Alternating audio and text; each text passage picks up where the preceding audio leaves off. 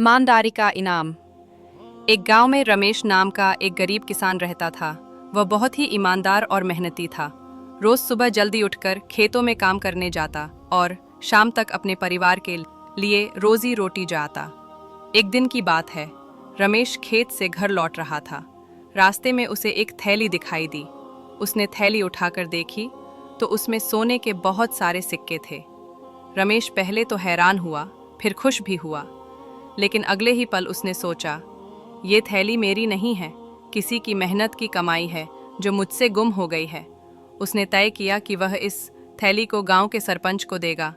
वह सीधा सरपंच के पास गया और पूरी बात बताई। सरपंच ने गांव में ऐलान करवाया कि जिस किसी की थैली गुम हुई है वह आकर पहचान करे। कुछ ही देर में एक बूढ़ा व्यापारी वहां आया और बोला, ये थैली मेरी है। इसमें कुल 100 सोने के सिक्के थे। जब गिना गया तो सिक्कों की संख्या वही थी। सरपंच ने व्यापारी को थैली लौटा दी।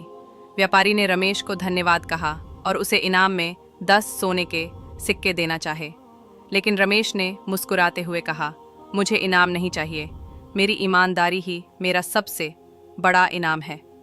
सभी गांव वालों ने रमेश की ईमानदारी की बहुत सराहना की।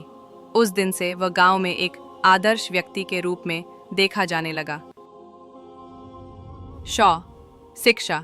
इस कहानी से हमें यह सीखने को मिलता है कि ईमानदारी चाहे कितनी भी कठिन क्यों ना हो, उसका फल हमेशा मीठा होता है।